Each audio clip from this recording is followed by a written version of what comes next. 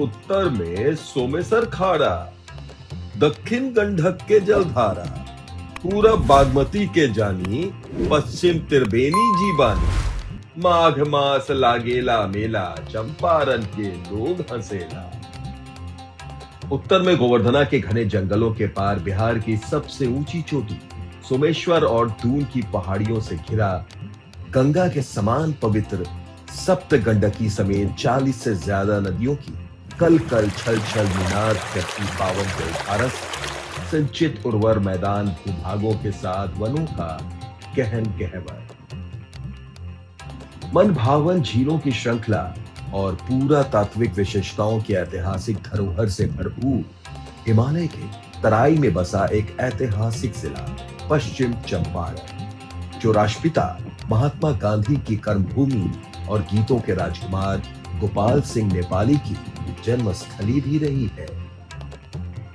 पग पग पर ऐतिहासिक मंदिर, विश्व प्रसिद्ध बौद्ध तीर्थ स्थलों और अशोक स्तंभों के साथ ही पश्चिम चंपारण एक समृद्ध इतिहास और सांस्कृतिक विरासत को खुद में समेटे वो क्षेत्र है जहां डाकू रत्नाकर तपस्या कर महर्षि वाल्मीकि बन गए, महात्मा बुद्ध राजसी वेशभूषा त्याग कर तपस्वी हो गए।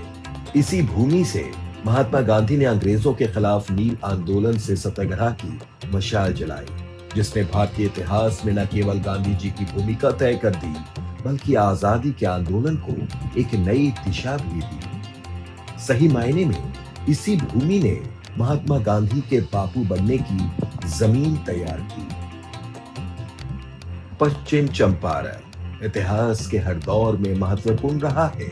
बात चाहे प्राचीन काल में राजा जनक के राज्य क्षेत्र के रूप में हो या बौद्ध काल में अशोक स्तंभों के निर्माण स्थल के रूप में हो या मध्य काल में बेतिया राज के विस्तार और प्रभाव की हो या आधुनिक काल में स्वतंत्रता आंदोलन की बात हो, हर दौर में पश्चिम चंपारण का अपना खास महत्व रहा है।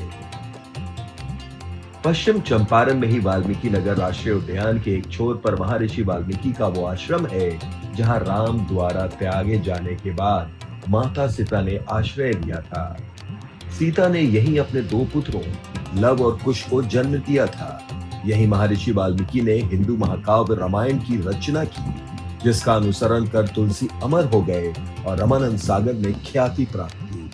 जब भी और जहां भी रामायण की चर्चा होगी, वहां वाल्मीकि और चंपारण की चर्चा भी जरूर होगी। चंपारण नाम चंपा और अरण्य से मिलकर बना है। अरण्य का मतलब होता है जंगल, यानी ये इलाका कभी चंपों के पेड़ों से भरा हुआ जंगल था। इसी वजह से इसका नाम पड़ा चंपारण। अंग्रेजों के समय 1866 में चंपारण को एक स्वतंत्र इकाई बनाया गया था, लेकिन प्रशासनिक सुविधा के लिए आजादी के बाद 2 नवंबर 1972 को इसका विभाजन कर 2 नया जिला पूर्वी चंपारण और पश्चिमी चंपारण बना दिया गया। वर्तमान में पश्चिम चंपारण 5228 वर्ग किलोमीटर में फैला है, जो क्षेत्रफल के लिहाज से बिहार का सबसे बड़ा जिला है। पश्चिमी चंपारण जिले का मुख्यालय बेतिया है।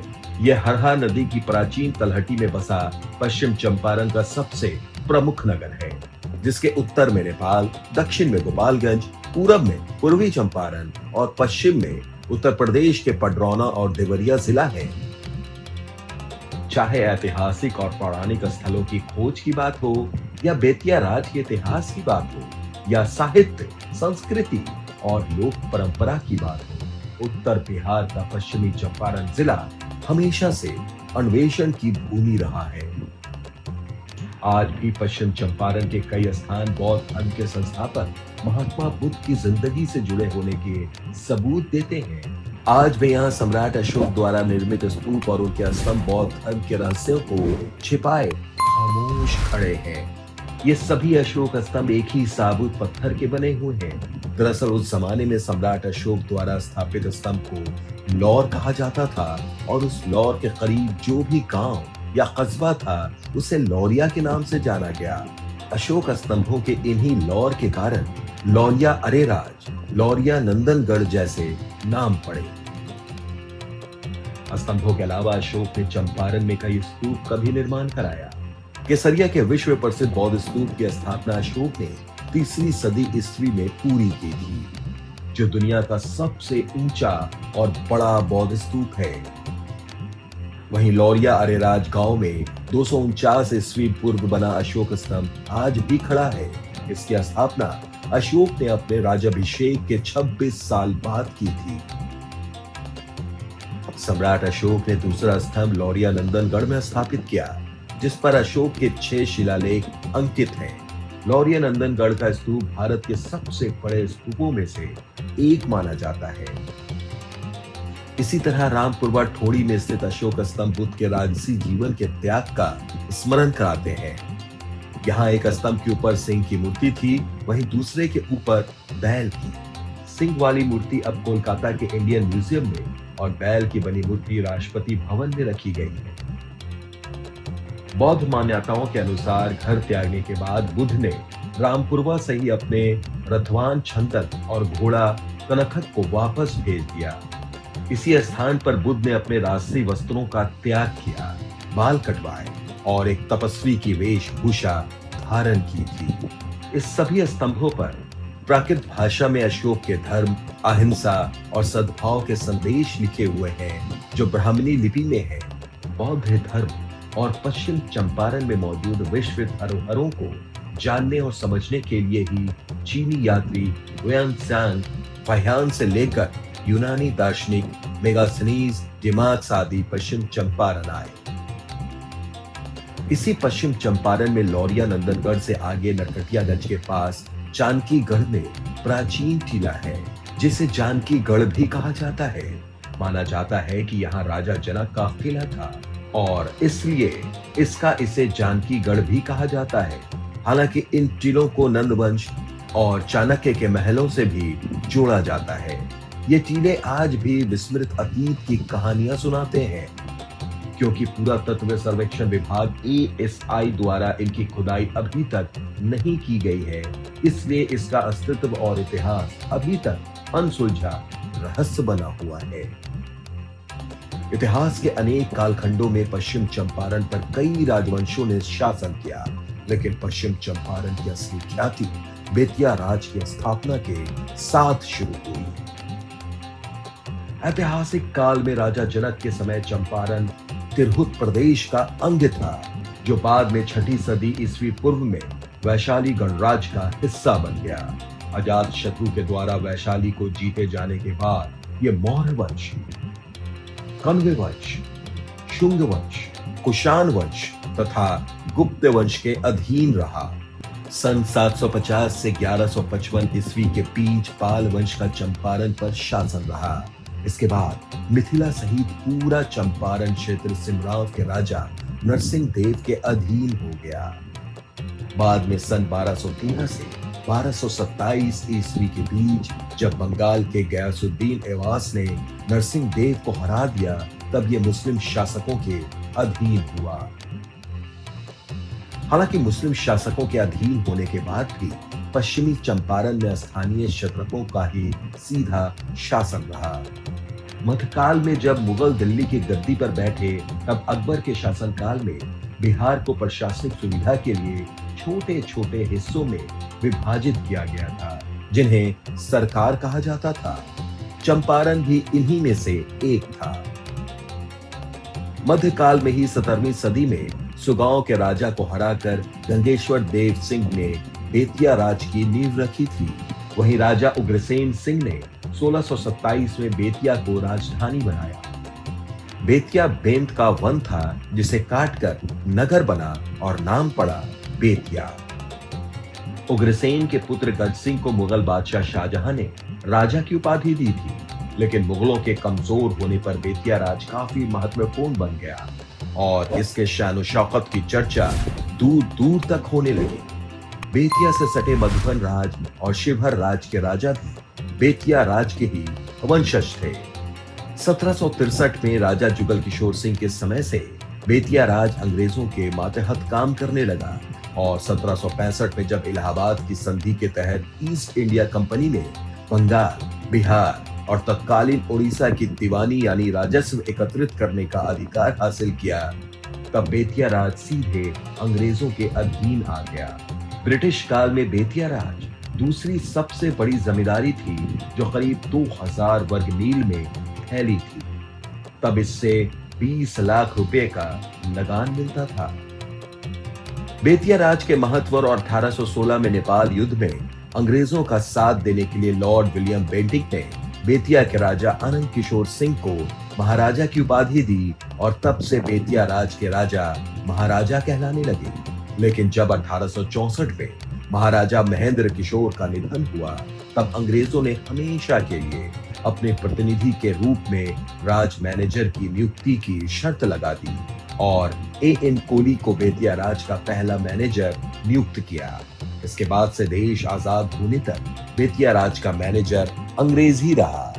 वहीं आजादी के बाद से बिहार सरकार के अपर समाहर्ता बेतिया राज के मैनेजर होते थे, लेकिन नवंबर 2024 में कानून बनने के बाद से बेतिया राज की सभी संपत्तियों पर बिहार सरकार का अधिकार हो गया। बेतिया राज के अंतिम महाराजा थे हरेंद्र किशोर सिंह। मार्च 1893 में महाराजा सर हरेंद्र किशोर सिंह बहादुर का निधन हो गया। उनकी कोई संतान नहीं थी। उनके निधन के बाद उनकी पहली पत्नी शिवरत्न कुंवर महारानी बनी, लेकिन 1896 में उनका भी निधन हो गया। उसके बाद महाराजा हरेंद्र किशोर सिंह की दूसरी पत्नी जानकी कुंवर महारानी बनी और 1897 तक राज किया।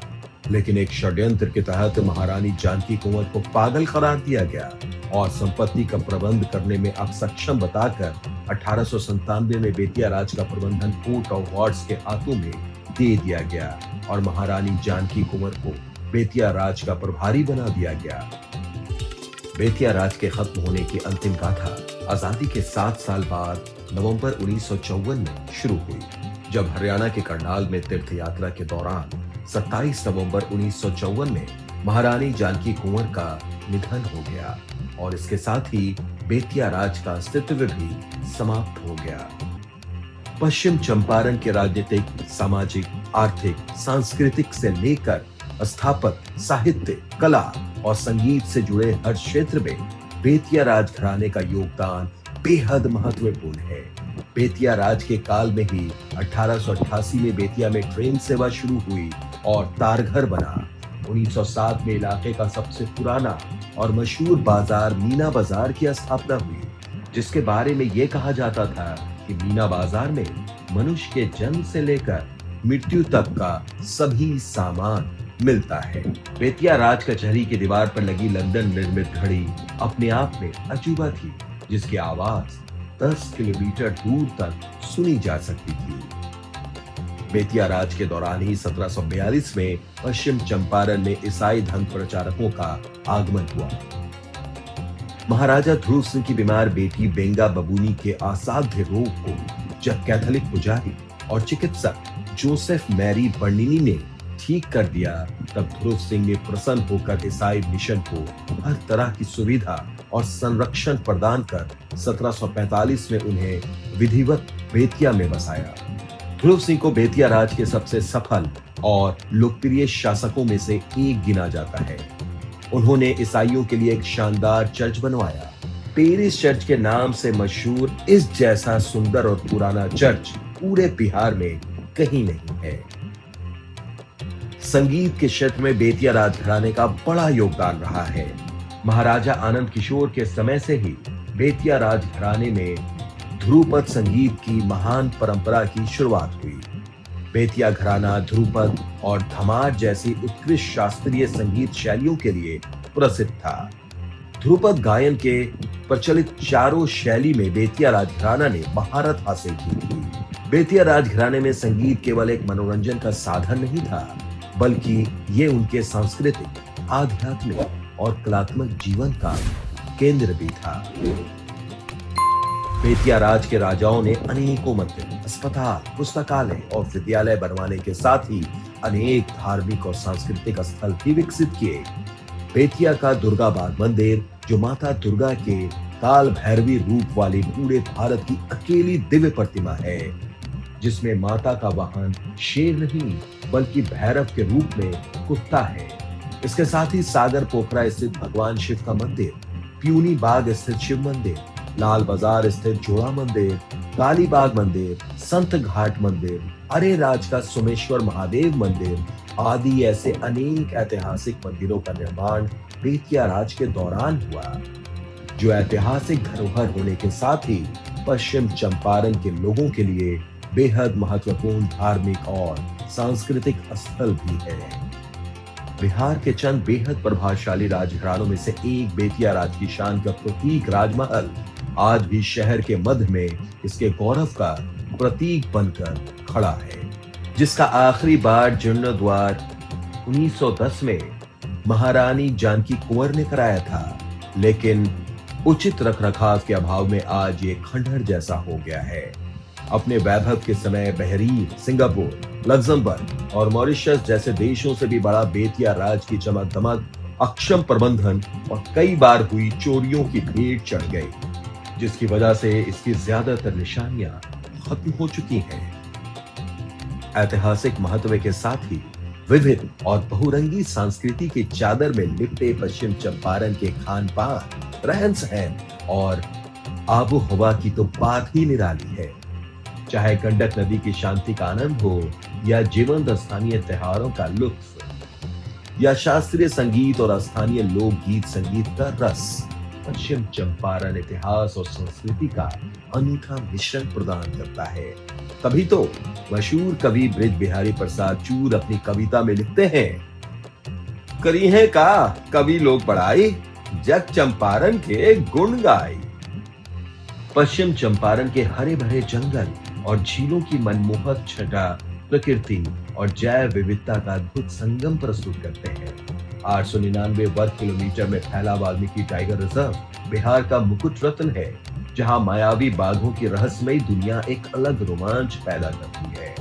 1990 में भारत का 18वां बाघ अभ्यारण्य घोषित वाल्मीकि टाइगर रिजर्व बिहार का एकमात्र टाइगर रिजर्व है। यहाँ चितल, हिरन, सांभर और दुर्लभ प्रजाति के जानवरों का बसेरा दुनिया भर के प्रकृति और वन्य जीव प्रेमियों को आकर्षित करता है। वहीं प्रवासी पक्षियों के कलरव के लिए मशहूर नारायणी नदी, सरैयामन और अम्बामन झील इसके अनोखी सुंदरता और प्राकृतिक आकर्षण में चार चांद लगाती है। वाल्मीकि नगर को भैंसा लोटन के नाम से भी जाना जाता है। एक और नेपाल का त्रिवेणी गांव और दूसरी ओर भैंसा लोटन के बीच नेपाल की सीमा पर त्रिवेणी संगम है। इसे सुदर्शन तीर्थ भी कहते हैं।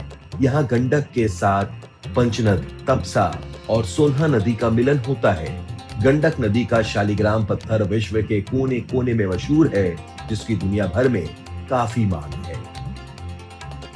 श्रीमद् भागवत पुराण के अनुसार गज और ग्राहम की प्रसिद्ध लड़ाई इसी स्थल से शुरू हुई थी, जिसका अंत हाजीपुर के निकट कोन्हारा घाट पर हुआ था। यहीं गौनाहा प्रखंड में स्थित भिकना टोही, नरकटियागंज भिकना टोही रेलखंड का अंतिम स्टेशन है। नेपाल की सीमा पर बसी ये छोटी सी जगह अपनी प्राकृतिक सुंदरता के लिए काफी मशहूर है, जहां से बर्फ से ढके हिमालय, खासकर अन्नपूर्णा शिखर का अद्भुत दृश्य दिखाई देता है। प्राकृतिक छटा की इस बेमिसाल खूबसूरती को देखने और आनंद लेने के लिए इंग्लैंड के एडवर्ड सप्तम और किंग जॉर्ज पंचम भी यहाँ आए थे।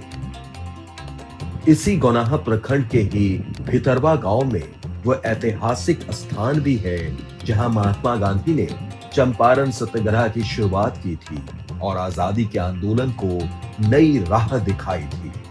आज उसे भितरवा आश्रम के नाम से जाना जाता है।